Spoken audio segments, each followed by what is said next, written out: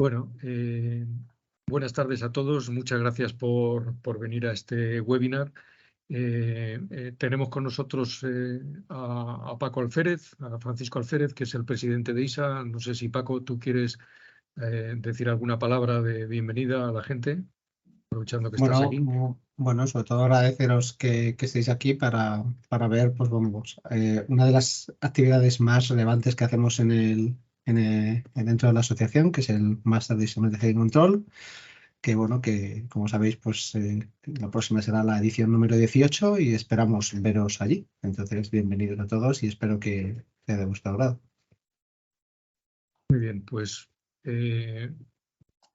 antes de presentarme a mí mismo, pues os presento al que va a ser el ponente principal de esta sesión de hoy, que es Rafa González, ahí lo tenéis en la pantalla, que es el responsable de optimización y control de la refinería de Petronor, uno de los profesores del máster y que da, digamos, temas relacionados con control básico, control avanzado, multivariable dentro del máster.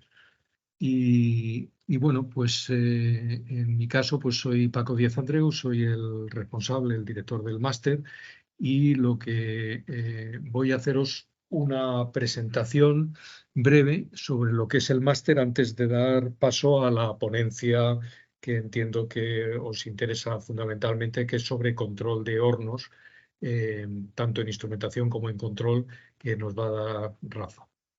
Entonces, bueno, empezamos, como decía Rafa o como decía Paco, el curso 23-24, que empezará en el mes de septiembre, que va a ser la 18ª vez que hagamos este curso, con lo cual pues ya tenemos una experiencia. ¿Quién lo organiza este curso, este máster? Pues lo organiza ISA, la sección española de ISA y Repsol. ISA es la Asociación Internacional de Automatización, para lo que no lo conozcáis. Es una asociación internacional sin ánimo de lucro, fundada en 1945, que está formada por profesionales de instrumentación y control y que su objetivo es la gestión y difusión del conocimiento en el área técnica. Es una asociación de ámbito mundial, está en un montón de países, 160 secciones, más de 160 secciones y 30.000 profesionales. Repsol, que es el otro socio que digamos que tiene el máster, pues como casi todos sabréis, pues es una de las principales empresas energéticas. En España, desde luego, es lo más importante. Está presente en toda la cadena de valor, desde exploración y producción, transformación, desarrollo, es decir, refino, química, comercialización de energía, no solamente en el campo del petróleo, sino actualmente pues también en producción de energía eléctrica, con unas reservas de 1.900 millones de barriles, 7 complejos industriales en España, en Portugal y en Perú, 550.000 barriles de producción y 3.800 megavatios de producción de energía eléctrica, con 24.000 empleados. Y estamos celebrando el máster en las instalaciones de la Escuela de Organización Industrial en Madrid. Es una entidad dependiente del Ministerio de Industria que tiene un montón de másters por toda España, incluso fuera de España, sobre todo en Latinoamérica, que aporta sus instalaciones y además nos da servicios administrativos y de gestión del máster. Bueno, es un máster privado, lo primero que quiero aclarar, porque a veces la gente me pregunta, que como digo está organizado por la sección española de ISA y por Repsol. Sus objetivos es la formación de los profesionales en puestos donde la instrumentación y el control son importantes, ya sea gente de instrumentación y control, gente de control propiamente dicho, de sistemas de control, gente de informática, gente de procesos, tenemos gente de inspección, incluso de muchos departamentos de operación que están relacionados con o que tienen necesidad de tener mejores conocimientos en el área de instrumentación y control, de automatización en definitiva. Lo que pretendemos es actualizar los conocimientos en nuevas tecnologías que continuamente afloran en este ámbito y para eso vamos modernizando año a año los contenidos del máster. ¿A quién está dirigido? Pues a aquellos que, por una parte, que quieran orientar su carrera al mundo de la automatización, la instrumentación y el control, y otros ámbitos relacionados, como decía antes, procesos, ingeniería, operación, tanto para profesionales con experiencia como para nuevos profesionales. Es decir, la experiencia nuestra es que bueno, los nuevos profesionales tienen conocimientos teóricos muy buenos de la universidad, pero le falta ese conocimiento profundo de la experiencia que se da en el máster con los profesores que tenemos.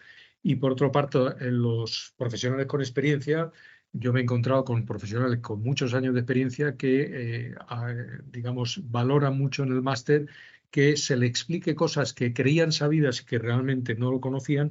Y luego hay otras áreas del máster, a lo mejor hay alguien que está metido en el área de instrumentación, conoce menos del área de sistemas, conoce menos del área de seguridad funcional, conoce menos del área de ingeniería o de control avanzado y viceversa, que es lo que suele ocurrir. Con lo cual, digamos, el objetivo, digamos, es dar una información, una formación lo más completa. Y está dirigido, por supuesto, a usuarios finales, pero también a suministradores e ingenierías, que es un poco el elenco de los asistentes que tenemos desde hace ya muchos años. ¿Cómo se hace? Se hace con clases presenciales. También me adelanto a alguna pregunta que algunas veces me hacen, que si se hace online. No, hemos optado por hacer clases presenciales, que entendemos que son mucho más útiles y, digamos, la transmisión del conocimiento se hace mucho mejor. Se hace una semana al mes aproximadamente. Es un módulo cada semana. De lunes a las 10 de la mañana empieza para que la gente que viene de fuera de Madrid pues que pueda digamos, viajar por la mañana, y termina el viernes a mediodía. El resto de los días es mañana y tarde. Al final de cada módulo hay unos ejercicios evaluables que son los que, una vez, digamos, aprobados, pues te dan derecho, digamos, al título del máster. Hay una parte muy importante que es un proyecto de instrumentación y control completo que se hace a lo largo de varios meses. Tenemos un montón de instrumentos reales que se utilizan para poderlos enseñar y que la gente los conozca. También tenemos muchos simuladores de proceso que son una herramienta fundamental, sobre todo en las áreas de control, de ajuste de controladores, de control de hornos, de control de columna de destilación, en fin, el control multivariable predictivo, que es un poco la parte final. También hacemos visitas a plantas reales y damos tanto la documentación, tanto el PowerPoint como documentación en texto de los módulos, como varios libros que se dan a los alumnos de forma gratuita a lo largo del máster, y los mismos simuladores que hemos utilizado también se facilitan para que pueda seguir practicando el alumno. El profesorado, pues para mí es una de las cosas más valiosas del máster. Son profesionales de amplia experiencia en el mundo industrial y buscamos gente que, además de sus grandes conocimientos y gran experiencia, que es una cosa muy apreciada por todo el mundo, que además puedan aportar, digamos, una manera de explicar las cosas de forma pedagógica. Y en eso, pues, intentamos mejorar año a año. ¿Cuáles son los contenidos? Pues tenemos un primer módulo de fundamentos que todo el mundo dice, oh, esto ya me lo sé. Bueno, pues en la práctica es que todo el mundo al final me reconoce al final del primer módulo que le ha venido fenomenal. Se ve tanto temas de procesos como temas de, digamos, de herramientas que hacen falta de física que se utilizan en la instrumentación, hasta herramientas matemáticas, en fin, un montón de cosas que son realmente útiles. Hay un segundo módulo que es del propio de instrumentación de campo. El tercer módulo es de válvulas de control y válvulas de seguridad. El cuarto es de instalación y mantenimiento, tanto el montaje, que es un tema importante para que un instrumento funcione bien, tiene que estar bien instalado y bien mantenido. Hay un módulo 5 que está dedicado, digamos, a cómo se hace la ingeniería de un proyecto en instrumentación y control. El módulo 6 trata sobre la instrumentación y control en zonas peligrosas, o sea, lo que es seguridad funcional y lo que es sistemas de instrumentados de seguridad, que es un área también muy importante. El módulo 7 trata sobre lo que es control básico, control PID y estrategias básicas de control. El módulo 8 trata sobre sistemas de control. Aquí se ven también muchos temas relacionados con lo que es la industria 4.0, que está tan de moda ahora mismo. y se ven temas de ciberseguridad y temas relativos a, yo que sé, a wireless y otro tipo de tecnologías que se están utilizando hoy en día. El módulo 9 empieza con control de equipos de proceso, es decir, de compresores, de reactores, de bombas, en fin, este tipo de equipos. El módulo 10 habla de control de procesos de energía, que ahí se ven pues, calderas, hornos, como el que vamos a ver hoy, y también pues, procesos de generación de energía eléctrica. Luego, el módulo 11 ya es el módulo final que se habla de control avanzado multivariable y predictivo, que es un poco lo más sofisticado dentro del mundo de control. Y todo esto, simultáneamente, a partir del módulo 5, se ven proyectos de instrumentación y se va haciendo por parte de los alumnos. Este máster supuso para ISA España ser galardonado con el Premio Internacional de Section Performance, que es como se llamaba en su momento, en aquel momento en Houston, a nivel de ISA internacional. Y luego también otra cosa que quería recordar es que hay muchas empresas que nos van preguntando oye, ¿tenéis alumnos que me interesa contratar a alguien? Bueno, nosotros a los alumnos que se lo están haciendo el máster por sus propios medios, es decir, que se lo pagan ellos, pues también les mandamos todas esas ofertas. En lo que llevamos de curso, pues habrá como 8 o 9 ofertas que nos han pasado algunas empresas y que se las pasamos a los alumnos. Luego, esto se puede hacer, el máster se puede hacer como máster completo, que es lo deseable. Se puede hacer en otra modalidad, que es lo que se llama bono de empresa, que algunas empresas lo hacen, y es que compran lo que llaman un bono, es decir, 11 módulos, y los reparten entre varios de sus empleados. Y algunas empresas lo que hacen, que a mí me parece una práctica interesante, es que a lo mejor uno de sus empleados hace 5 módulos en un año y al año siguiente pues hace los otros 6 que le faltan, o viceversa. Y luego también se puede hacer algunos módulos sueltos cuando hay alguien que está interesado en algún tema en concreto. Tenéis ahí en medio cuáles son los precios, tanto de máster completo, de bono de empresa, como módulos sueltos. Tenemos un precio reducido que se aplica a miembros de ISA y bueno, algunos patrocinadores de ISA, colaboradores de Repsol, del máster, y empresas que contraten a 3 o más máster completos o bonos de empresa. Y dentro del precio del curso se incluye no solamente toda la documentación y todo lo que se da de formación, sino las comidas de lunes a viernes y la documentación. Se concede una serie de becas para miembros de secciones de estudiantes de ISA España. Son las únicas disponibles también. Lo digo por si alguien está interesado o que son preguntas típicas también que se me hacen. Pues hay unas becas que están para secciones de estudiantes y de hecho ya están ahora mismo gestionándose. Y lo que se hace es a todos los alumnos de máster completo se incluye suscripción o renovación gratuita por 2 años a ISA, que tiene un coste, que sepáis, de unos 140 euros anuales aproximadamente. Bueno, para inscribirse hay que mandar un correo a isa@isa-spain.org con el nombre y apellidos, empresa, modalidad en la que quieres de inscripción, teléfono, correo, currículum y número de socio de ISA si es que se es socio de ISA. O sea que estos son los datos más importantes. Este es el calendario. Como veis en amarillo están las semanas en las que se hace el máster. El primer módulo se hace a partir del 18 de septiembre, el segundo a partir del 16 de octubre y el resto de las fechas que tenéis allí, indicando a la izquierda pues, el número del módulo correspondiente. En junio tenemos 2 módulos, uno el día 3 y otro el 24, con lo cual cerramos el máster el 29 de junio del 2024. La prescripción se está haciendo ahora en junio. En julio confirmamos la admisión de aquellos que estén admitidos, en base al currículum y a la información enviada. a finales de julio hay un pago y luego en febrero hay el segundo pago, que es el 60%. Y nada más, por mi parte no tengo nada más y, y bueno, pues estoy abierto a cualquier pregunta que queráis hacer en este momento. Podéis abrir el micrófono y preguntar.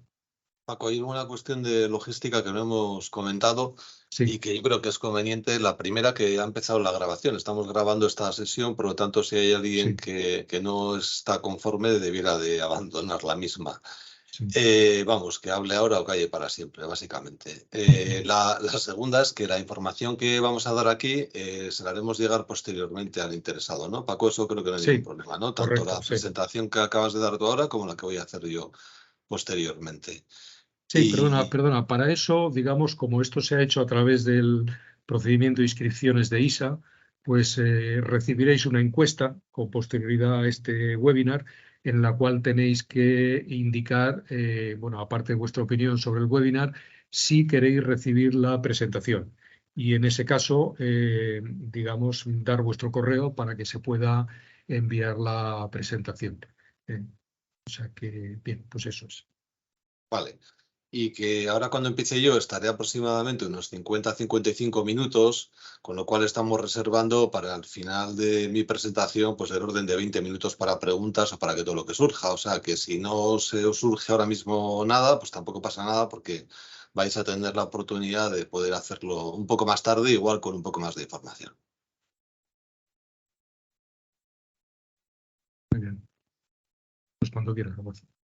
Vale, pues entonces empiezo, voy a compartir mi pantalla. Voy a incluir un vídeo muy pequeñito, así que voy a incluir el sonido como parte de lo que voy a compartir con vosotros.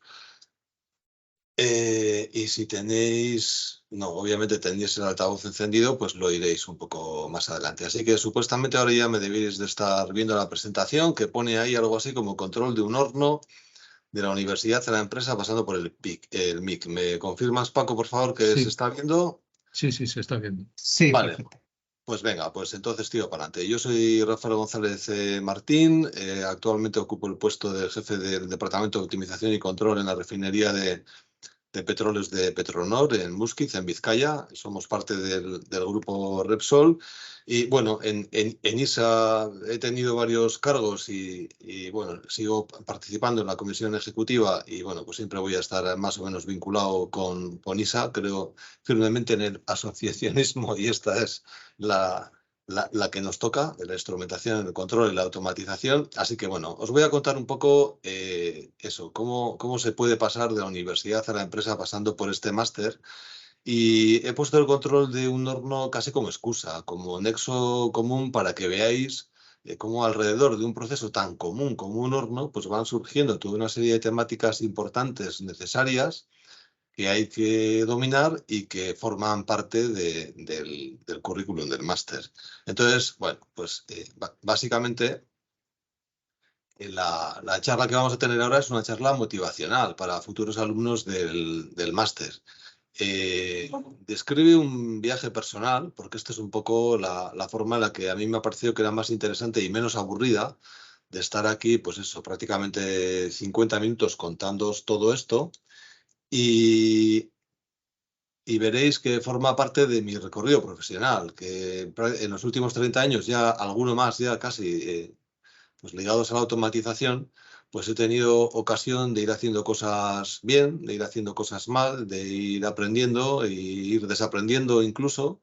Y bueno, pues esto veréis que está un poco ligado a todo ese viaje profesional que me ha tocado hacer a mí, ¿no? Vamos a utilizar, como os he dicho, un proceso muy común, un proceso pues muy habitual en la industria de procesos, que es un horno, y alrededor del horno pues iremos presentando todas las áreas técnicas de interés pues, que normalmente necesita el profesional de la automatización. Vamos a ver cómo el máster de instrumentación y control cubre todas las necesidades de formación. No se va a tratar de una clase teórica de cómo controlar un horno, ni mucho menos.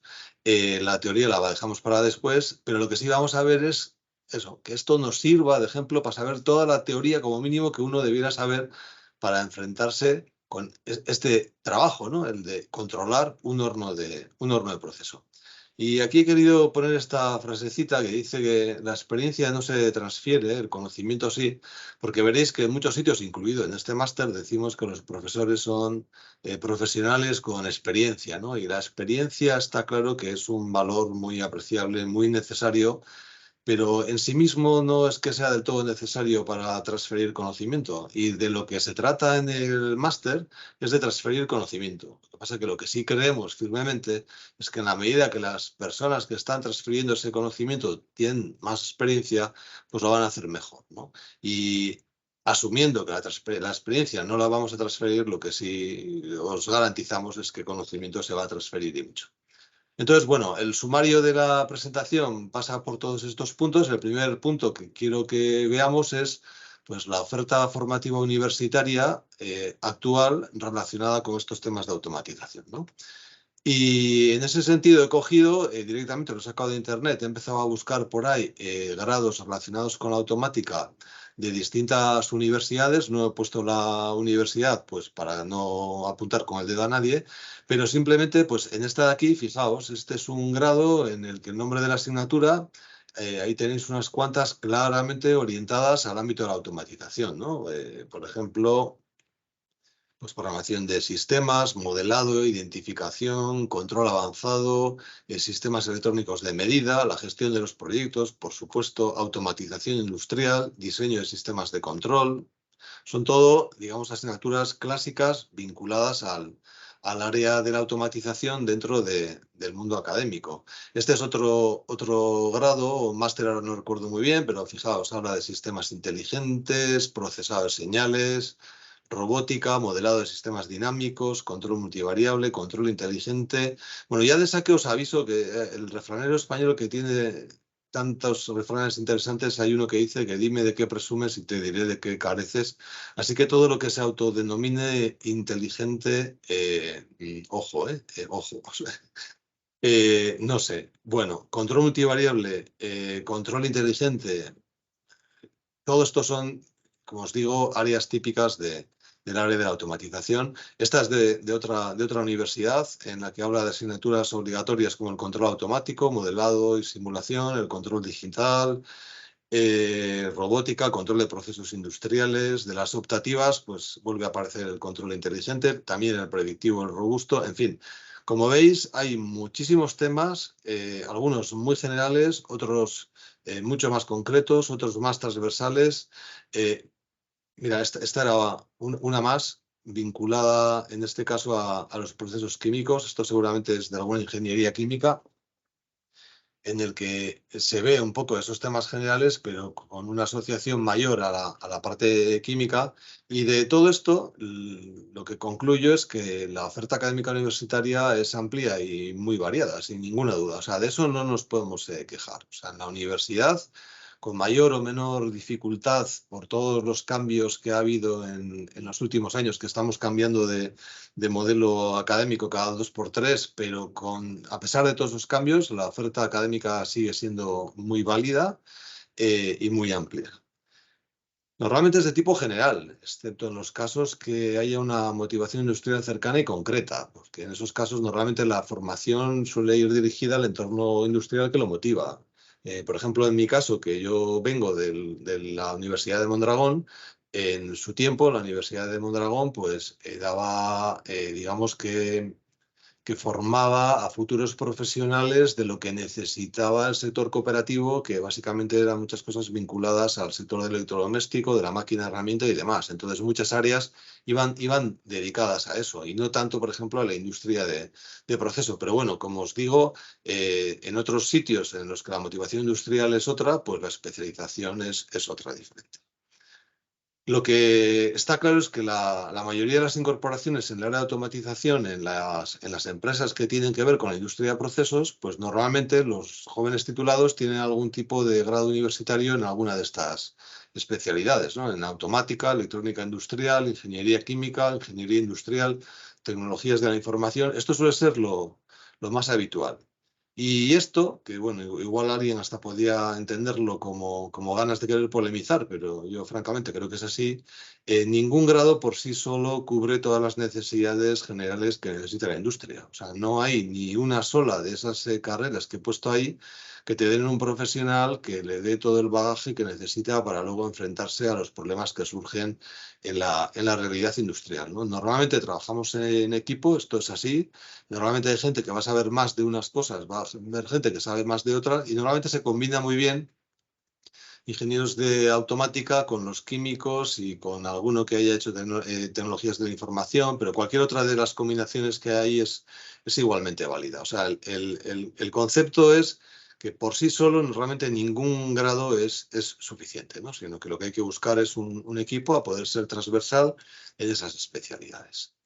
Bueno, y dicho todo esto con respecto a la oferta formativa universitaria, empiezo esa parte que os decía de mi trayectoria profesional, compartiendo con lo que fue prácticamente mi primer día de trabajo en Petronor, ¿no? Bueno, yo llevaba ya tiempo trabajando y no era exactamente mi primer día de trabajo en Petronor, pero sí fue uno de los primeros días en los que yo empecé a sentir que ya tenía criterio suficiente para poder hacer cosas, que ya sabía lo suficiente de la refinería como empezar a poder aplicar mi trabajo con criterio, y coincidió más o menos con un problema que teníamos en planta y mi jefe me dijo, oye, y yo, ojo con esto, me han dicho que eres un experto en control. Pues bueno, esto ya veis por dónde va, ¿no? Ya cuando ya te dicen eso, ya te está ya posicionando. No sé si es bueno o es malo, pero desde luego alguien había prejuzgado, incluso yo mismo, ¿no? Porque hasta en algún momento dado, desde este momento, pues hasta yo podía sentirme que ya era casi un experto en comparación igual con lo que tenía alrededor. Pero bueno, la cuestión es que me dice, oye, échale un vistazo a este horno de crudo, que tenemos problemas con el control de temperatura. Yo recordaba en mi época de estudiante que había hecho un montón de prácticas con hornos, y de hecho, vamos, o sea, hacía un control del horno buenísimo, ¿no? Hasta me habían puesto buenísima nota, ¿no? Así que lo que yo pensé es que menos mal que soy un artista en hornos, voy a echar un vistazo a los apuntes que tengo, y cuando busqué los apuntes, una de las primeras cosas con las que me encontré era lo que para mí en aquel momento, en mi época de estudiante, era un horno. Y básicamente un horno era una maqueta. Era una maqueta, bueno, era esta, una parecida a esta, en la que, bueno, pues tú podías ahí con una resistencia eléctrica generar cierto calor que lo querías transmitir y medir en otro sitio y controlar la temperatura y demás, y esto es lo que llamábamos un horno. Y después de mirarme esto, de repasarme toda la teoría que tenía de control de temperatura y todo lo que tenía relacionado con el tema, pues la realidad fue esta. Que cuando pedí documentación del horno que tenía que revisar, lo primero que me dieron fue este documento, que según lo miré, no sabía ni para dónde mirar. O sea, de hecho, inicialmente no sabía si estaba boca arriba, boca abajo o qué era esto, ¿no? Me dijeron que era un PID y dije, ¿cómo un PID? Si eso es un PID. No, un PID no, un PID, un Process and Instrument Diagram, que yo no lo había estudiado para nada. O sea, era una documentación muy específica de la industria de procesos que yo no lo había estudiado en la carrera, y según vi este documento, pues no fui capaz ni de interpretar lo que tenía delante. Dije, bueno, pues vamos a echarle un vistazo al horno. Y cuando le eché un vistazo al horno, me encontré con esto, y para que os hagáis una idea, dimensiones, lo que tenemos aquí, esta cosita amarilla, este es un operador que está por aquí, ¿no? Esto es una persona, y ya veis que el horno pues es como que bastante más grande. Desde luego impone la primera vez que te vas a poner ahí a hacer algo, que te dicen que tienes un problema y que ves que cualquier cosa que vayas a hacer tú, por las consecuencias que puede tener ese proceso, pues no son como las consecuencias que podía tener en aquella maquetilla del horno con la que trabajé a lo largo de la carrera, ¿no?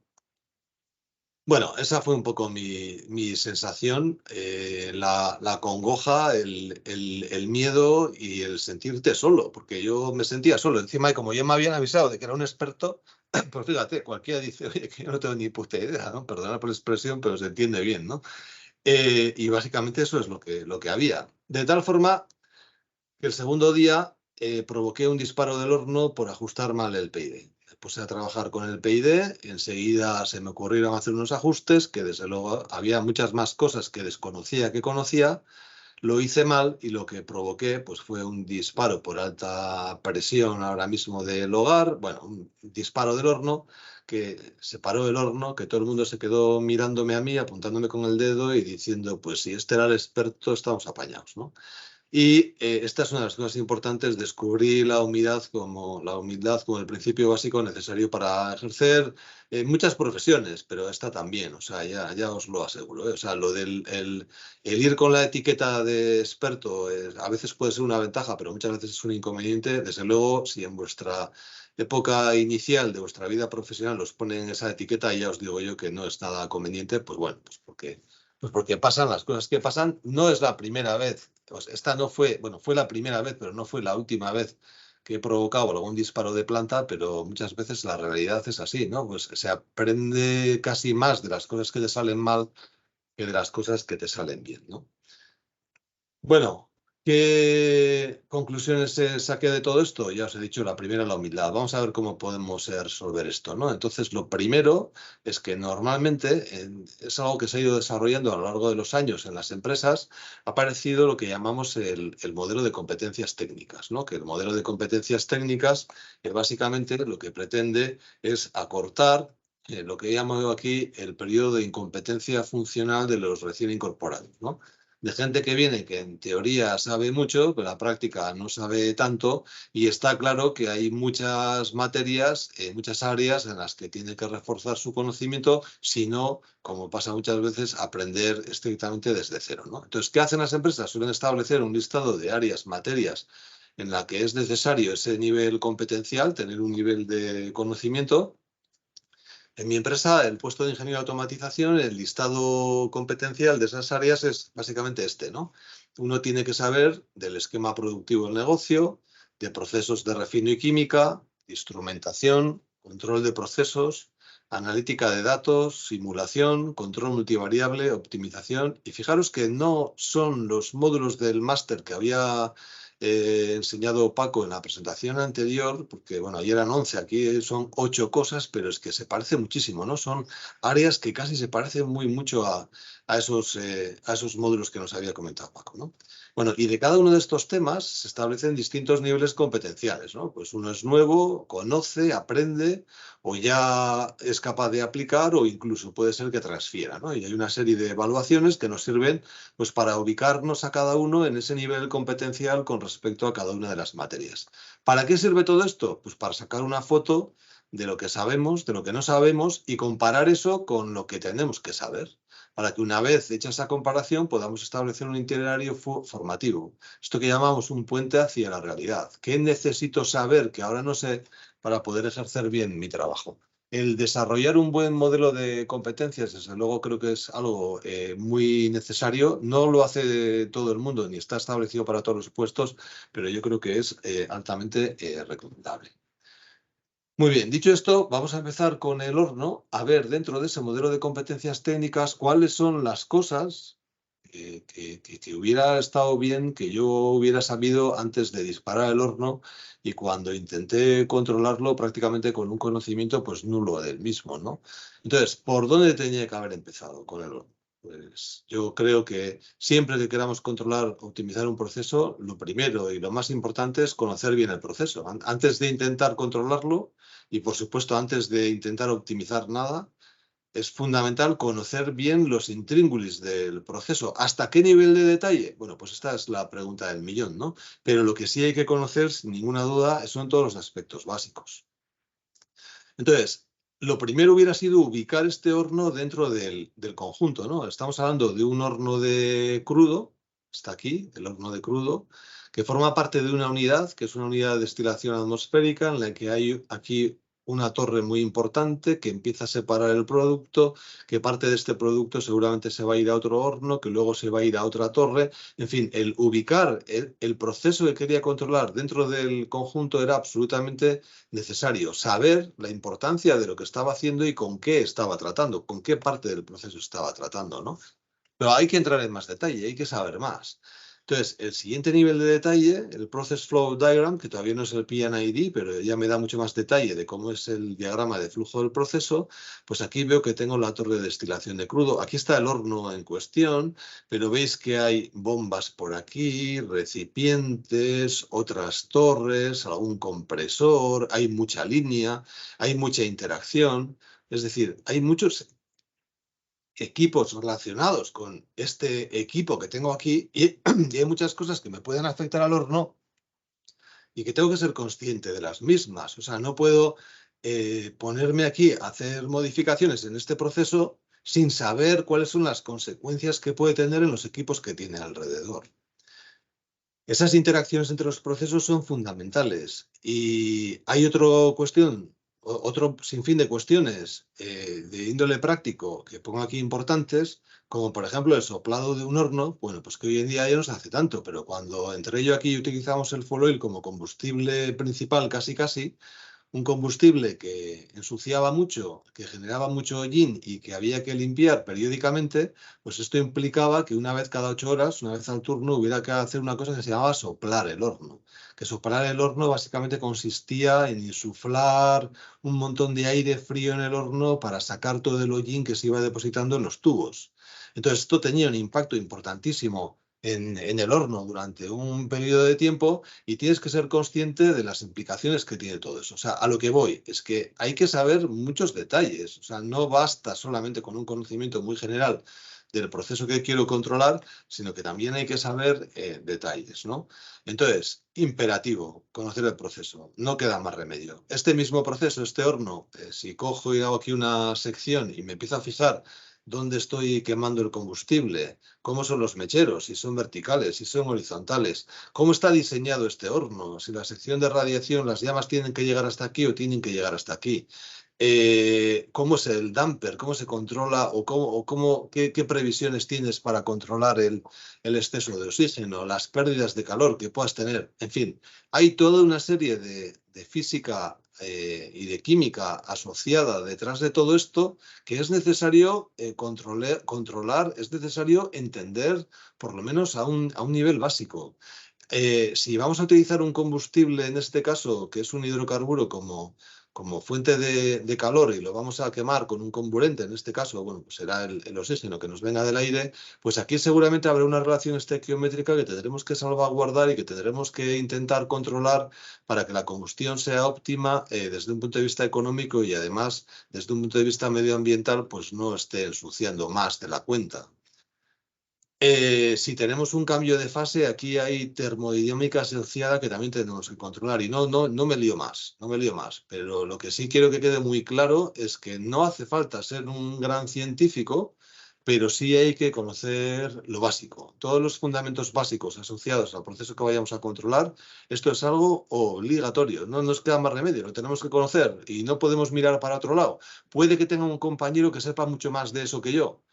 Fantástico, pero me tendré que apoyar en él o en ella, pero lo haremos en equipo y si no, al final lo terminaré aprendiendo yo. Esto va cambiando un poco este rol de quién es el experto y quién es el que no es el que justo está empezando, pues va cambiando con la vida profesional y seguramente pasaréis, ya veréis, de ser novatos a ser experto igual antes de lo que pensáis.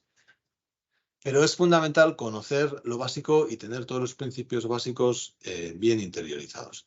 Fijaos que aquí abajo he puesto esta ristra de numeritos que va del 1 al 11, porque lo que voy a decir a partir de ahora en todas las transparencias va a aparecer es que esto precisamente es la materia que se cubre en el módulo 1 del máster. El módulo 1 del máster, que son de fundamentos, lo que pretendemos es que todas estas cosas, desde un punto de vista general, pues más o menos queden claras, que el alumno tenga un barniz importante de todos los fundamentos básicos que luego pues, son generalizables y se pueden exportar prácticamente a cualquier proceso. Entonces, a partir de ahora, cada vez que veáis un numerito de estos encendido, marcado con el verde, quiere decir que de lo que sea que esté hablando en esa transparencia es que tiene una incidencia o se ve en ese módulo. ¿De acuerdo? Entonces, lo primero, el proceso. Lo segundo, ¿qué mido? ¿Cómo mido y dónde mido? Estamos hablando de medición. Recordad que para controlar un proceso siempre hay tres acciones básicas que tenemos que ejecutar. Una es medir, otra es decidir o pensar qué es lo que voy a hacer y otra es actuar, ¿no? La medición, este rol normalmente lo tienen los instrumentos, la decisión los controladores y la actuación pues serán los elementos finales de control quienes se encarguen de ellos. Normalmente en la industria de procesos el elemento final de control más habitual son las válvulas de control, ¿no? Pero estas tres acciones forman parte de todo sistema de control automático. Entonces es necesario conocer un mínimo de estos tres elementos para poder realizar trabajo de automatización con un mínimo de criterio. Y estoy hablando que criterio en este caso es que no te tenga que estar contando a alguien todas las cosas importantes asociadas a ese proceso. O sea, que no solamente sepas, sino que tengas un criterio de cuáles son la especificación que aplica, cuáles son los fundamentos del instrumento, los criterios de selección, cuestiones relacionadas con la selección y el mantenimiento, la calibración, las normas, códigos, especificaciones o mejores prácticas aplicables en cada uno de los casos. En fin, todo esto son cuestiones totalmente necesarias. Entonces, conocer lo anterior con detalle para cada una de las tres acciones básicas es casi una especialidad en sí misma. Yo voy a repetir un poco este concepto, ¿no? De que estamos hablando de que el máster lo que pretende es dar un barniz general, que sepáis mucho, pero de muchas cosas. En realidad son un montón de horas lectivas y eso da tiempo a aprender mucho de mucho, ¿no? Vale. Ser capaz de realizar un proyecto de automatización completo requiere por lo menos ser capaz de coordinar todos los temas anteriores. Si no somos especialistas en todos los temas anteriores, que esto pasará, y veréis que además la cabra siempre tira para el monte. Seguramente habrá algún ámbito que os guste más que otro. Habrá algo de lo que sepáis siempre más que del otro. Pero lo que sí requerís como mínimo para coordinar todos estos temas es el tener ese conocimiento mínimo, que es lo que pretendemos transmitir como mínimo en el máster. Vale, el P&ID que os decía antes, ¿no? El detalle de instrumentos aparece en el Piping and Instrument Diagram, que esto es un plano pues muy habitual, común y absolutamente aparece en todas las ingenierías de detalle de todos los proyectos. Y aquí no solamente están los procesos, también está el piping, todas las tuberías y están todos los instrumentos. Con mucho nivel de detalle, con todo el nivel de detalle necesario para poder entender bien cómo son las cosas, ¿no? Por ejemplo, aquí veo un simbolito que tiene una H y una L. Esto quiere decir que este instrumento está en el sistema de control distribuido, va a tener una alarma por alto, una alarma por bajo. Aquí hay un transmisor que está en un standpipe, que está conectado aquí a esta parte del proceso con otro transmisor que va aquí a un controlador, y etcétera, etcétera, etcétera, ¿no? Hay que controlar bien, hay que conocer bien. Es esencial saber leer bien un P&ID para poder entender qué es lo que tengo entre manos. Vale, hablábamos de medición. Las medidas habituales, caudal, presión, temperatura, niveles, variables analíticas, todas estas aparecerán por aquí con instrumentos en el plano. Bueno, pues tenemos que saber un poco de todo esto, pero no solamente de cómo se representan en el plano, sino cómo funcionan en la realidad, ¿no? He puesto aquí que vale más una imagen que 1000 palabras. Entre ellas, pues he puesto una placa de orificios, pues que yo creo que es el instrumento de medida de caudal más utilizado en la industria de procesos, que bueno, no, y resulta que no mide caudal, mide diferencia de presión, que luego utilizaré aquí un instrumento para medir la diferencia de presión y convertirlo en un cálculo de caudal equivalente en volumen o en masa, lo que sea, ¿no? Pero igual hay aplicaciones que necesitan otro tipo de medidores. En este caso, pues he puesto aquí unos medidores de Coriolis. Bueno, que hace falta saber, como os decía antes, la instrumentación en sí mismo es una especialidad y bueno, pues como veis aquí abajo, el módulo 2, el módulo 4, trabaja todos estos temas y veréis con un nivel de detalle interesante todo esto. Entonces, hay que conocer los principios básicos de instrumentación, es absolutamente necesario. Los especialistas tendrán que entrar en más detalle, efectivamente, la instalación, el mantenimiento, los criterios de selección y todo eso es parte de lo que se ve en el máster. La actuación. las válvulas de control. Las válvulas de control merecen capítulo aparte por ser, bueno, un instrumento, me gusta llamarle instrumentos, pero es un instrumento muy especial. En el PNI ese que os estaba poniendo aquí, fijaros que válvulas de control aparecen en un montón de sitios. Aquí aparecen válvulas que seguramente lo que va a pasar por aquí va a ser un líquido.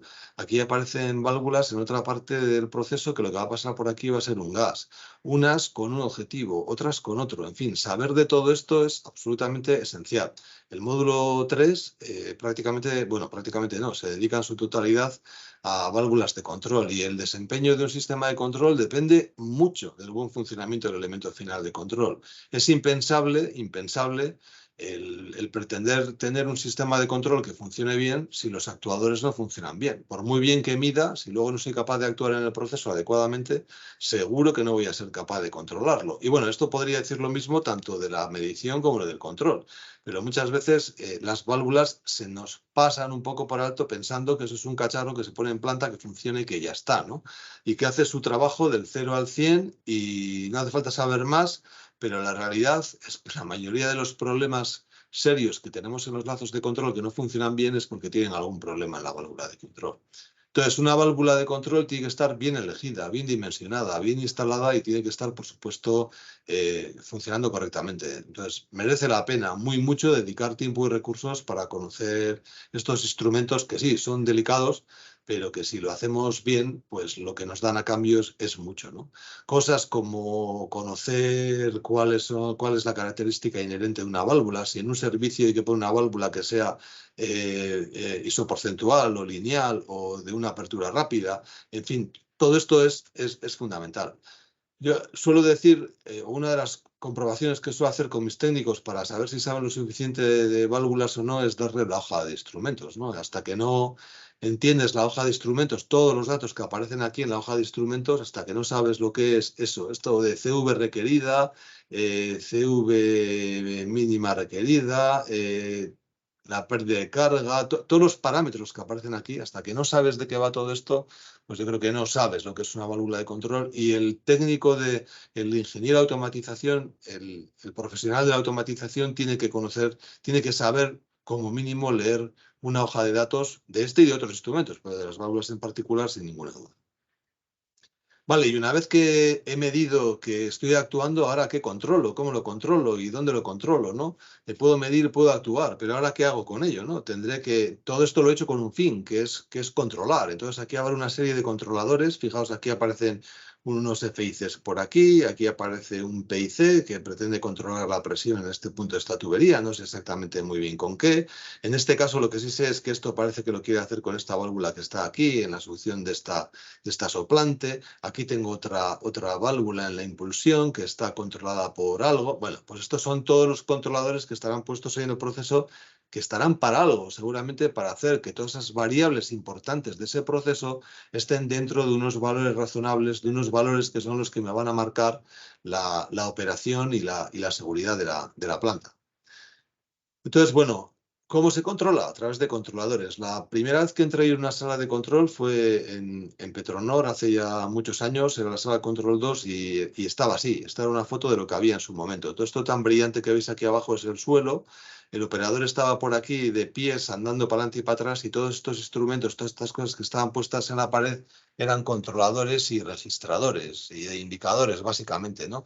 Los diagramas de procesos eran diagramas de procesos que estaban impresos aquí arriba en baquelita y bueno, realmente yo creo que estaban solamente para hacer bonito, para poco más, porque el operador no los necesitaba para controlar el proceso, que ya se lo conocía muy bien, y desde luego no tenía ningún tipo de interacción, ni se encendía nada, ni te daba ningún valor, ni nada semejante. Pero bueno, no podemos negar que por lo menos limpio estaba limpio, ¿no? Y además de eso, conseguí recuperar por ahí un vídeo de la Filmoteca Nacional, que no sé cómo llegaron a Petronor, está disponible en Radio Televisión Española. Os lo he puesto aquí a ver si oís el sonido. Paco, ¿me confirmas por favor que soy el sonido? Y no es por nada especialmente relevante que quiero que oigáis, pero simplemente por oír la musiquita, pues veréis que esto nos retrotrae a una época que fue la época, en el caso de Petronor, en la que se puso en marcha la refinería. Os lo pongo, dura muy poquito. Sí que se oye, ¿eh? Muy bien. Vale, no, vale. ¿Está aquí? Bueno, pues fijaros, el operador para adelante y para atrás haciendo sus cosas.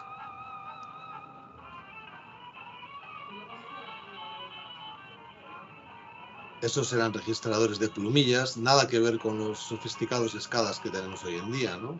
Absolutamente nada que ver. Así se registraba en el papel y se tomaban medidas en otro papel. Bueno, esto era lo que había. Esto era lo que había y todo esto lo reconvertimos en los proyectos de digitalización ahí a finales de los 80, principios de los 90, en los sistemas de control que casi tenemos hoy en día, ¿no? Y que se han ido modernizando. Pero esto era lo que había. Y en toda esta transición, en todo este viaje, ha habido que aplicar muchas técnicas, muchas cosas que no se utilizaban entonces, que se utilizan ahora y que forman también parte del máster, ¿no? Los controladores en aquella época tenían esta pinta. Esto era un controlador neumático y bueno, incluso esto no estaba preparado, que lo tengo por ahí, espérate, a ver si lo podéis ver, tengo uno, vale, ya veo que no enfoca, pero no es nada relevante que lo veáis, pero lo que sí es relevante es que sepáis que tengo uno aquí en mi despacho. ¿Por qué? Esta es una de las formas casi mejores de entender cómo funciona un PID por dentro, cuando ves los cacharros. Es como antes cuando abrías el capó de un coche que veías el motor, ¿no? Ahora lo abres y no ves nada. Pues bueno, pues hoy en día con los nuevos sistemas nos pasa lo mismo. Yo abro todo esto y solo veo electrónica, básicamente. Fijaos, los controladores de hoy en día tienen esta pinta. Son cosas que están metidas en un armario ahí enracadas, que como mucho tiene algún LED para decirme si funciona o no funciona y poco más, ¿no? Los interfaces han cambiado muchísimo. De eso que os estaba enseñando en la foto y que habéis visto en el vídeo, pues pasaron en primera instancia los sistemas de control distribuido a tener un sistema de pantallas más o menos como el que aparece en esta foto, que luego se han ido modernizando en cosas más complejas, con pantallas táctiles, con muchísima más información. Hoy en día incluso hasta tenemos dispositivos móviles que tienen realidad aumentada y me dan información en campo. En fin, todo esto ha cambiado muchísimo. Forma parte también de los contenidos del máster, en este caso en los módulos 4, en el 7 y en el 8, y se va viendo pues cómo ha ido avanzando todos los interfaces y los sistemas de control. Pero volviendo a lo que es el que toma las decisiones, el controlador proporcional, integral y derivativo, que sigue siendo el controlador industrial más utilizado, prácticamente a día de hoy todavía un 95% de los controladores pues son controladores PID. El conocer bien cómo funciona un PID, la ecuación básica del PID, todo esto qué significa, el conocer esto es clave. Así como su implementación en la planta y el montaje de todo esto, ¿no? Todo lo que llaman el marshalling, todo el cableado, todo lo que es la distribución, las topologías de red, todas estas cosas son importantes, forman parte también del máster, como veis aquí abajo, en este caso en los módulos 4, 5, 7 y 8. Una vez entendido el funcionamiento del PID, hay que saber cómo aplicarlo, cuáles son las distintas combinaciones habituales, cuáles son los esquemas de control habituales, cuáles son las mejores prácticas, qué es un control en cascada, feed-forward, qué es hacer un ratio, los overrides, todas estas cuestiones, como os digo, también forman parte del máster. Y luego, pues entra en detalle en cada uno de los procesos. Hay procesos en los que ya hay establecidas unas mejores prácticas, está súper demostrado en la industria que es mejor hacer las cosas de una forma que de otra, y tenemos dos módulos, el 9 y el 10, que se ven los conocimientos generales adquiridos de control en el módulo 7, básicamente, pues se ve cómo luego eso se puede aplicar en procesos pues comunes, como pueda ser el horno, reactores, compresores, hornos, calderas, en fin, procesos típicos, ¿no? Vale, y una vez que he hecho todo esto, que ya estoy controlando, ahora viene la parte de la optimización. ¿Hay alguna posibilidad de optimizar económicamente todo eso que he estado haciendo? La ecuación básica del beneficio en la industria de procesos es esta, ¿no? En el que el beneficio es sumar todo aquello que ingreso, que básicamente son los productos que estoy produciendo por el precio unitario de los productos. Esto es todo lo que estoy ingresando, menos lo que me voy a gastar para poder vender esos productos, ¿no? Que son las materias primas por su coste unitario, los costes de producción y la inversión que tenga que acometer para poder hacer ese producto, ¿no? Y todo esto es objeto de cambio, es objeto de optimización en un sistema de control avanzado que tenga un optimizador, ¿no? Ya que la inversión en muchos casos, además, es muy baja o se puede considerar casi nula en comparación de los otros sumandos, pues los tiempos de retorno hace que suelen ser muy bajos y que las industrias de proceso pues les guste mucho el poner este tipo de tecnología porque suele ser sencillamente muy rentable, ¿no? Entonces, en el módulo 11 vemos cómo, utilizando técnicas de acercamiento a la especificación o controlando las no lineales de proceso, podemos hacer que el beneficio, pues en este caso, se optimice buscando que se maximice, claro. Entonces, una vez que el proceso está controlado, si existe alguna posibilidad de optimizarlo y hemos visto cuál es la forma de optimizarlo, pues usaremos herramientas de control multivariable, de optimización en línea para obtener un beneficio económico mayor, pero eso sí, sin descuidar lo que son los objetivos prioritarios en todo proyecto de automatización.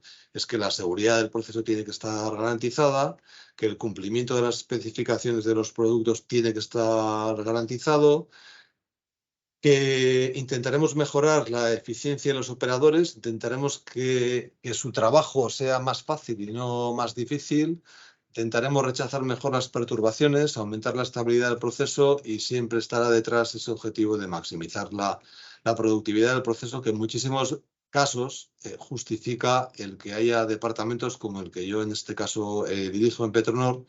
En nuestro caso estamos 10 personas, pues que básicamente estamos asignadas a este tipo de tareas. Vale, y os he dicho que había que hacer todo esto con seguridad y esta pregunta es fundamental. Está aquí la última, pero no porque no sea importante o sea menos importante, en realidad es la más importante, ¿no? Vale, pero todo esto es seguro. Entonces, la seguridad del proceso y de las personas es el aspecto más importante de cualquier sistema de control automático. ¿Y dónde está?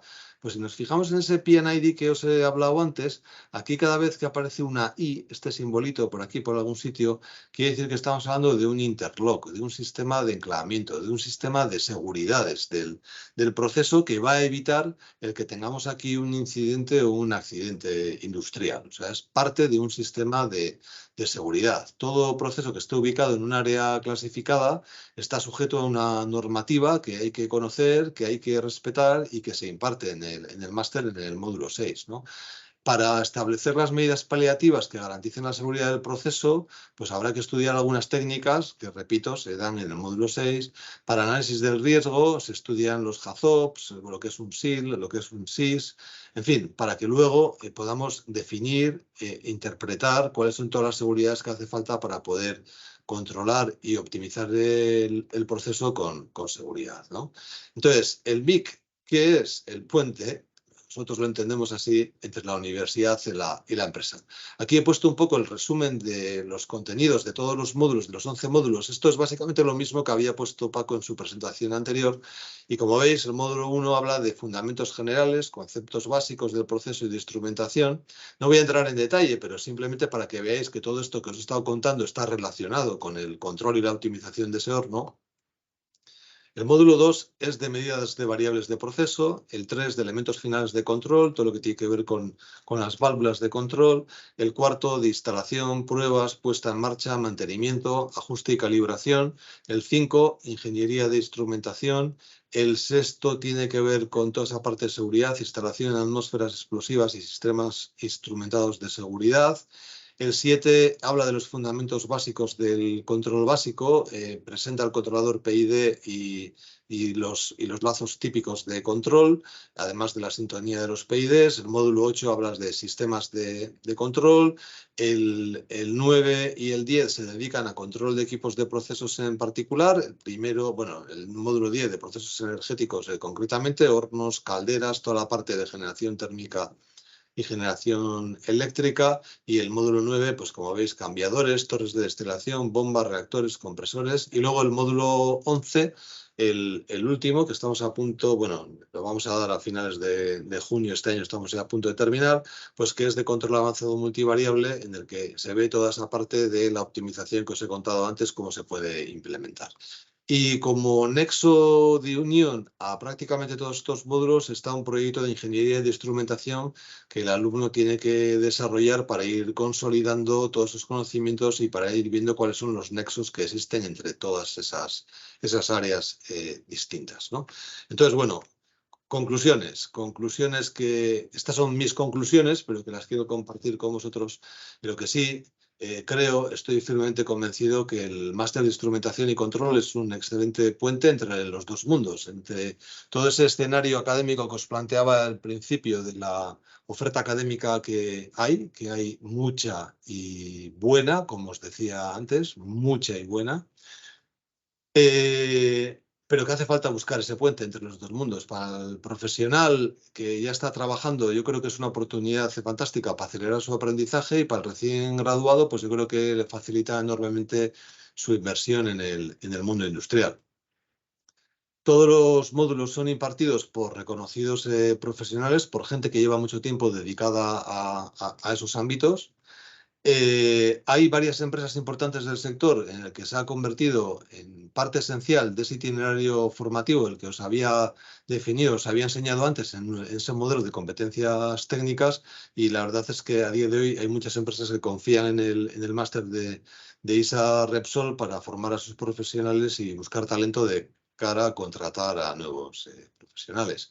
Llevamos impartidas, estamos a punto de terminar ya 17 ediciones, con gran éxito de participación, y bueno, aquí creo que es de justicia recordar y agradecer a los impulsores iniciales del máster, pues que hayamos llegado hasta aquí y que todavía tengamos futuro, ¿no? Yo fui uno de los que al principio pensaba que esto del máster era muy necesario, pero no auguraba que íbamos a hacer tantas ediciones, porque pensaba que nos íbamos a quedar sin alumnos pues en 4 o 5 ediciones. La verdad es que me alegro mucho de que mi pronóstico fuera tan malo, y espero realmente y deseo que todavía tengamos muchísimo futuro. Entonces, bueno, en este viaje personal que os he contado, no exento de algunos errores y de algunas paradas de planta provocadas por mí. Me hubiera gustado que cuando yo empecé en todo esto, por ahí a los 90, a principios de los 90, el haber tenido una oferta formativa semejante a la del máster de instrumentación y control. Los recursos que había disponible en aquella época, desde luego, eran mucho más limitados. Conseguir un buen libro no era tarea fácil, no había muchos. Estaba el de Antonio Creus, Sebastián Dormido, luego estaban en inglés los de Shinsky, los de Liptak. Bueno, yo recuerdo muy mucho uno de los primeros cursos de un profesor, de un catedrático que vino de la Universidad de Valladolid, que se llamaba César de Prada, y que nos empezó a hablar de sintonía de PIDs, y para mí aquello fue realmente novedoso. Y lo agradecí muchísimo, porque de toda la literatura que tenía, prácticamente pues no tenía nada interesante, y él aportó cosas prácticas. Entonces, lo que pretendemos con el máster realmente es eso, el transmitir cosas que sirvan para ejercer esta profesión. Esta es la idea. Entonces, bueno, yo os había dicho que iba a estar unos 50 minutos, han sido un poco menos, pero no me importa, porque así dejamos más tiempo para las preguntas, para lo que queréis comentar. Gracias de verdad a la audiencia por la atención prestada, especialmente en este formato en el que no os veo las caras. Y os tengo que decir que cuando veo que hay más de 100 personas conectadas, pues realmente esto impone un poco bastante, ¿eh? Yo estoy aquí mirando a una camarita, no os veo las caras, pero si hay más de 100 personas escuchando, pues realmente es muy de agradecer. Así que yo, de momento, lo que os digo es esto, nuestro deseo de veros a todos en septiembre. Así que, por mi parte, más o menos lo que os quería comentar, y tenemos tiempo hasta las 6 para, de verdad, yo creo que son 25 minutos, para que podáis plantear vuestras preguntas, las que consideréis relevantes, las que no lo sean, da igual. Aprovechad estos 25 minutos. Como queráis. Paco, no sé si quieres comentar algo adicional, y si no, pues ya directamente abrimos ya Sí, la no, ronda de comentar preguntas. que lo que has comentado de César, que veo que César está entre los asistentes, ¿Qué dices? no sé si con sus alumnos, sí. O sea que nada, lo tienes ahí para felicitarle. César, ¿estás Y escondido por ahí? Por aquí estoy, por aquí estoy. Oye, pues mira, yo es que esto Oye, lo comento siempre, porque es que es verdad, es que en aquella época el encontrar a alguien que te hablara de una forma más o menos práctica de cosas tan necesarias como eran sintonizar un PID y que no fueran 4 reglas tontas que las tenía alguien escritas ahí en una libreta de notas, o que alguien te dijera cómo se podía hacer un feedforward, pues realmente en aquella época era algo muy raro, y César era uno de los raros que andaba por ahí enseñando a los demás cómo hacer estas cosas. Entonces, hoy en día, que en Internet tenemos tanto de todo, bueno, y además tenemos el máster, pues es mucho más fácil, pero en aquella época de verdad que no era nada fácil. César, no sé qué impresión tienes, pero yo de verdad que había muy poca literatura con esa orientación práctica, y creo que en esto hemos ganado muchísimo. Bueno, pues sí, desde luego se ha avanzado bastante. Y yo tengo que decir que creo que he aprendido mucho más de ti después. Y que todo lo que haya podido yo contribuir en esa dirección. Y me ha gustado muchísimo la presentación. O sea, creo que todo lo que has dicho es lo que efectivamente necesita una persona que ha terminado la carrera o que está empezando profesionalmente para poder hacer cosas de verdad. Y en ese sentido creo que yo en fin, conozco a varios alumnos que han hecho el máster y han quedado encantados. Y desde luego la forma que tenían de ver el control después de haber pasado por el máster era completamente diferente a la que tenían antes de haberlo empezado. El ejemplo este del horno es totalmente verídico. La verdad es que tengo muchos más, ¿eh? O sea, esto me pasó no solamente en el horno, sino en más sitios.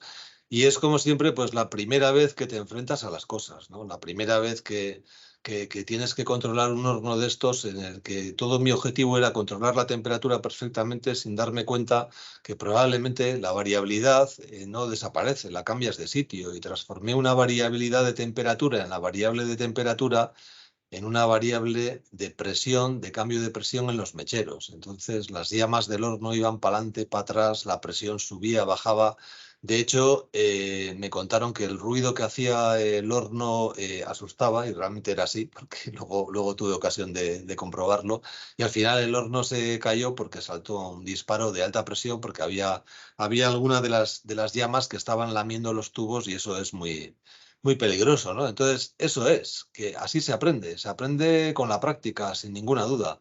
Y en la carrera yo había estudiado, claro que había estudiado cosas de PID, claro que había estudiado de fórmulas de sintonía, pero todos esos aspectos prácticos que no se habían transferido, que no forman parte de la experiencia, pero sí del conocimiento práctico, ese es un poco, creo, el valor añadido que pretendemos darle al máster. Por eso lo vemos como un complemento de la formación académica reglada, que es amplia y muy buena.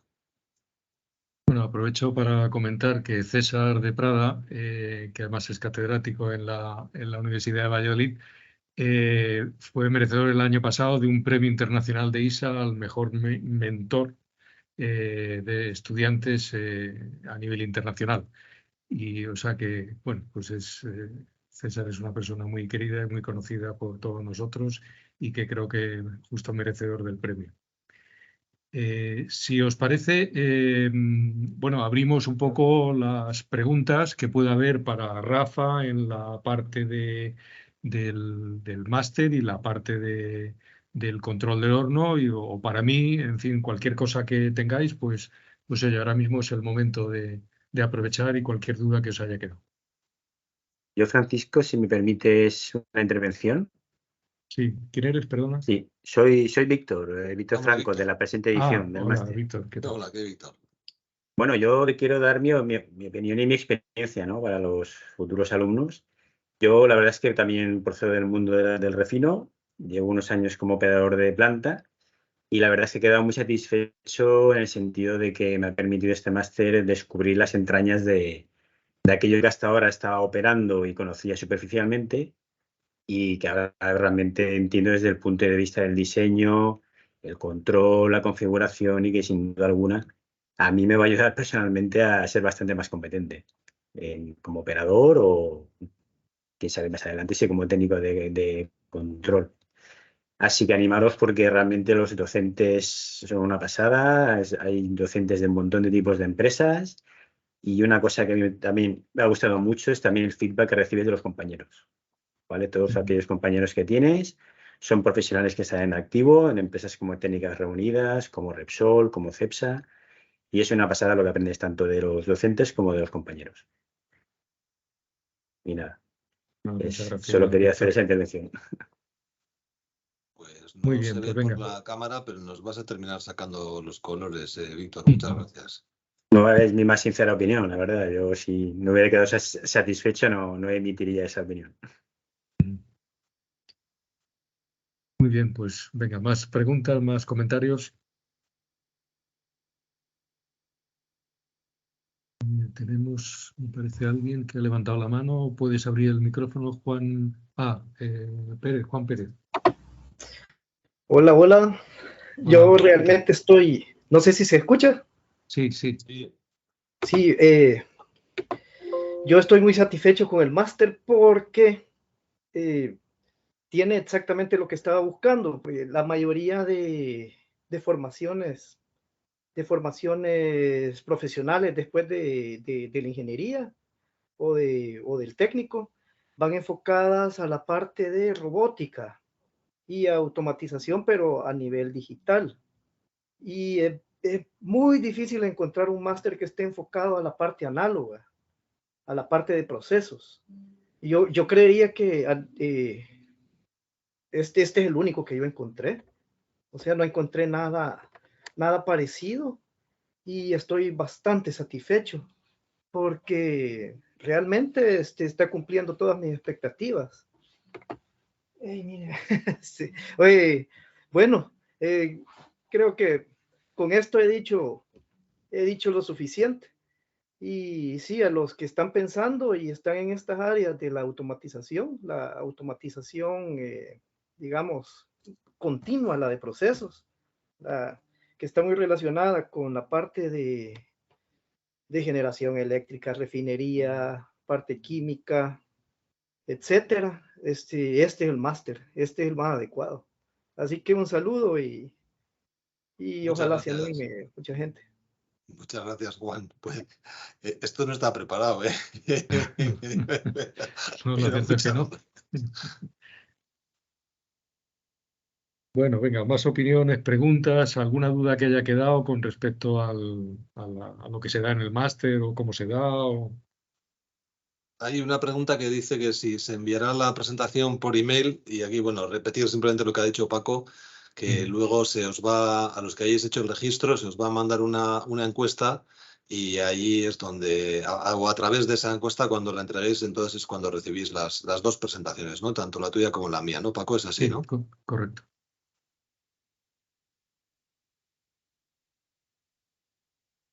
Bueno, y que, oye, que en cualquier caso, si las preguntas surgen después, que siempre estamos disponibles o accesibles, sobre todo tú, ¿no, Paco, para responder posteriormente. Sí, por supuesto. Vamos, a través del correo de ISA, que quizás sea lo más fácil de tener como referencia, que es isa-spain.org, que os he comentado antes.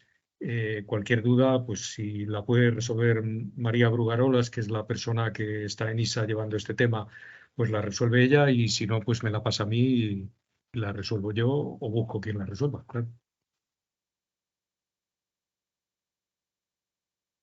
Yo tenía una pregunta. Sí. ¿Quién eres? Bueno, soy Irene, de la sección de estudiantes de ISACHIVI. Sí, Irene, dime. Y sí, bueno, ya un poco de cara a los estudiantes. Si recibimos una beca para una serie de módulos, ¿sería posible matricularse o pedir los otros módulos aunque ya se haya pasado el plazo de inscripción? Porque como nos lo decís como en julio o así, Sí. y sería posible decirlo en julio y deciros, pues me gustaría hacer el resto de módulos. Sí, se puede hacer. Vamos a ver, siempre y cuando no tengamos un exceso de estudiantes en algún módulo. Ha habido, digamos, algún año que hemos tenido, a lo mejor en algún módulo, que ya nos pasábamos del número máximo que podíamos admitir de alumnos, y en ese caso, pues ha habido que limitar la participación. Pero bueno, digamos, no es normal, digamos, que se dé. Y por lo tanto, la respuesta es que sí, que no hay problema. Vale, muchas gracias. Es que me estaban preguntando algunos compañeros y digo, voy a asegurarme para darles la información correcta. Sí, me ha preguntado también un compañero vuestro que está haciendo el máster este año, que si podía hacer algunos otros, que qué precio tenía el máster o los módulos adicionales que hicieran, digamos, que no estuvieran becados, ¿no? Eso, bueno, ya se os ha mandado a los estudiantes. Si tenéis alguna duda, pues me lo decís, porque es un precio especial, ¿eh? Perfecto, muchas gracias. Una cosa que quería comentar también de lo que se ha dicho antes, de lo que se ha comentado antes, es que, bueno, este año al hacerlo ya hemos superado finalmente, digamos, toda la etapa esta del COVID que nos obligó a estar un año parados y otro año pues en un hotel con una distancia de 2 metros entre persona y mascarilla, en fin, muy incómodo. Este año ya lo hacemos en la Escuela de Organización Industrial, igual que este año que viene. Y es un centro dedicado a másteres.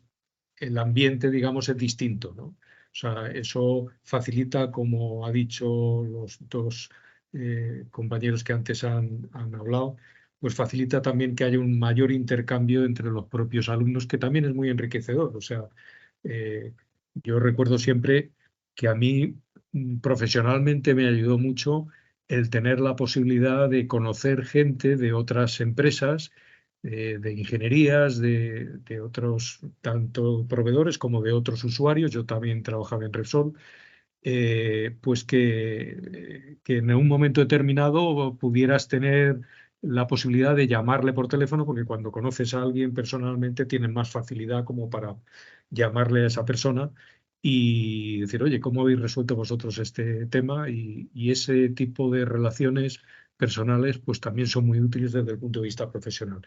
Y la relación con los profesores también. O sea, hay alumnos que después de, no solamente en ese año, sino incluso en años posteriores, y eso Antonio Campo pues nos lo puede decir porque le ocurre, pues que siguen haciendo consultas a algunos profesores que han visto que tenían mucho conocimiento del tema y pueden ayudarles a resolver determinados temas que pueden tener en un momento determinado. O sea que esos contactos también son muy útiles. Paco, tenemos por ahí una pregunta. Ah. Pone usuario desconocido. Dice, ¿la carga de trabajo diaria que implica el MIC es muy grande? Es decir, ¿debemos trabajar a diario con tareas o repaso? ¿Debemos compaginar la vida laboral y familiar? ¿Tú qué opinas, Paco? Bueno, yo es que no sé por qué no veo el chat, no veo esas preguntas en el chat. No sé dónde lo estás viendo tú en el chat. Pues es ahora mismo en el chat, es la penúltima pregunta, sí. Pues a mí se me ha quedado bloqueado el chat por lo que veo y no lo siento, pero no lo veo. Bueno, pues vamos a ver. Esto es un máster. O sea, que quiero decir que no voy a engañar a nadie diciendo que esto es un paseo militar. Es decir, hay que hacer un esfuerzo, hay que estudiar, hay que trabajar.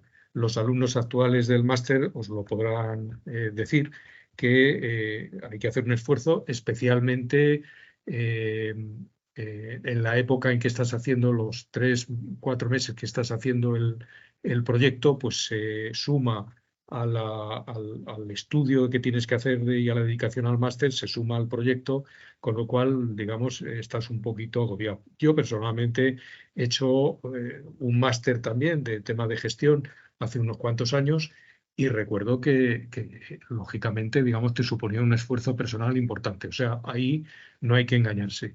También es verdad que, vamos a ver, tampoco es un esfuerzo de estudio tan grande como puede ser el de la universidad. Se supone que aquí estás ya trabajando y por lo tanto los ejercicios de evaluación que se hacen después de cada módulo pues son pues muy prácticos. Es decir, a poco que hayas estado en clase atendiendo y que repasen los apuntes que los tienes para repasar, porque los ejercicios los resuelves en casa, pues lo puedes hacer con cierta facilidad. Hay que dedicarle un tiempo, pero se puede hacer.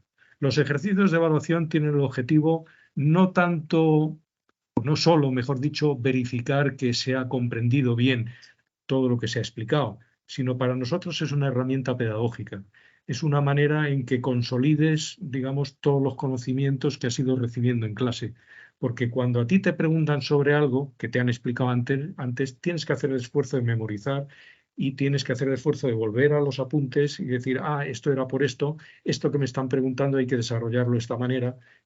Como sabéis, cuando se aprende es cuando haces las cosas, no es cuando lees o cuando te explican algo, sino cuando las haces. Y por eso están un poco estos ejercicios de evaluación. En resumen, es un esfuerzo, como todo máster, pero tampoco es una cosa excesiva. Eso sí, durante la semana que está el máster, las clases son mañana y tarde y por lo tanto, digamos, lo lógico es que en tu empresa te dejen un poco de margen, pues, pero en la práctica lo que sucede muchas veces es que te siguen enviando correos y a veces que tienes que resolver cosas pues cuando llegas a casa, ¿no? Eso depende de cada empresa y de cada persona. No os voy a engañar, digamos, con eso. Pero que es llevadero y se puede hacer, pues yo creo que eso os lo puede decir cualquiera de los alumnos, no exento de esfuerzo, como os podrá decir cualquiera de los que están participando. Yo doy fe que la semana es dura. Lo que pasa es que no tenemos otra forma de hacerlo. O sea, en realidad, el dedicar a esto una semana al mes te obliga a que prácticamente durante esa semana son 40 horas de dedicación, que si lo repartís entre 5, pues ya veis cuántas horas lectivas salen al día, casi, ¿no? Y la capacidad del ser humano de aprender también sabemos que está limitada. Yo, cuando voy a un curso que me dan más de 5 horas al día, las últimas horas me cuesta mucho atender y lo vemos, esto lo estamos viendo en el máster. Al final se lleva porque te acostumbras a todo, pero efectivamente es duro, es cansado para los profesores. Yo hay veces que termino que me voy para el hotel y no quiero ni hablar con nadie para reservar la garganta para el día siguiente. Y para los alumnos también, ¿no? Porque a veces pues ves que las fuerzas a la tarde flaquean un poco, pero yo creo que es llevadero más que nada porque de las 17 ediciones que llevamos, pues la mayoría más amplia yo creo que ha sido capaz de sobrellevarlo y de compaginar y de conciliar esa vida profesional con la personal. Yo, si queréis, aporto mi experiencia. En ese sentido coincido con Rafa. O sea, la semana es intensa. Desde el minuto 1 hasta el último minuto se va dando la información con bastante, digamos, fluidez y de forma muy práctica. De tal manera que cuando tocabas el módulo el viernes, pues tienes bastante integrado los conceptos que se imparten. Así que luego a la hora de hacer los ejercicios en casa, pues bueno, no te lleva mucho tiempo si realmente has asimilado conceptualmente lo que se ha dado en clase. Luego el proyecto sí que es verdad que es un poco más entretenido, pero también yo quiero decir que se te da una muy buena base de documentación para generarlo. Está muy bien especificado lo que tienes que hacer, tanto a nivel personal como en grupo, y sobre todo que se trabaja en grupo. Así que cualquier duda que tienes la consultas con los compañeros que se te asignan para el proyecto. Así que en ese sentido, tranquilidad. Yo no vengo del mundo universitario y de momento estoy contento y lo estoy sacando. Bueno, quizás has nombrado un punto importante, Víctor, y es que realmente no hace falta el haber hecho ninguna ingeniería para llegar hasta aquí. O sea, sí es conveniente o puede ayudar, pero no es estrictamente necesario. Antonio. Sí, buenas tardes. Has hecho referencia a las consultas postmáster que realizan los alumnos. Antes de ayer recibí una consulta de un alumno que trabaja ya en una empresa, por lo tanto es un profesional, y que me consulta un problema técnico. Es frecuente que me manden consultas. Yo no sé si esto es muy general o no. A mí me ocurre, lo agradezco porque es una manera de mantenerme en contacto con la realidad profesional, para no dormirme en unos apuntes históricamente confeccionados o incluso en el libro que en su momento escribí sobre válvulas de control. Por lo tanto, es bueno y me gustaría que hubiese más preguntas, aunque me dan trabajo, porque de alguna manera hay que contestarlo, hay que entender lo que preguntan, meterte en el problema, etcétera. Pero es interesante y a veces utilizo esas experiencias para después mostrarlas en clase, en ejemplos prácticos. Lo que acabáis de decir, no es necesario hacer una carrera, como ha dicho Paco, efectivamente. De lo que no de lo que huimos en general los profesores del máster es de consideraciones teóricas, porque la vida práctica, enfrentarse a un horno, una caldera, o un proceso, o una planta de tratamiento de aguas, o una ósmosis inversa, es meterse en el proceso. Y eso lo puede hacer cualquiera que tenga un poco de interés. Y en cuanto a la dificultad, yo creo que cuando una cosa se vive con cierta pasión, pues las dificultades se superan. Es cierto que el máster es intenso, que cuesta. Me cuesta a mí, que doy varios días desde las 9 de la mañana a 6:30 de la tarde, y ahí es la habilidad de cada uno para repartir las materias entre mañana y tarde, después de comer, etcétera, asuntos que sean más llevaderos y más fáciles. La experiencia docente pues te va llevando a mejorar esas situaciones y a no soltar rollos largos, sino a hacer aspectos prácticos que sirvan para la vida de cada día en una empresa, ¿no? Por lo tanto, sin miedo a la intensidad, pero dispuesto a vivirla adecuadamente. Desde luego, se nota en los ejercicios cuando un alumno despacha unos ejercicios deprisa, sin entrar en detalles, no cumplimentando una hoja de datos, y eso es pereza. Eso es pereza, y se nota quién se emplea a fondo y quién no. Y bueno, cada uno es libre de hacer lo que quiera, pero lo deseable es que emplease a fondo. Y para eso, en la instrumentación, siempre se lo digo a los alumnos, es una rama de la ingeniería que hay que vivirla con cierta pasión. Ojalá los profesores consigamos transmitir esa pasión, porque si no, se convierte en una materia dura. Nada más, muchas gracias. Gracias a ti, Antonio. Bueno, pues tenemos tiempo para una última pregunta. Si alguno tiene interés.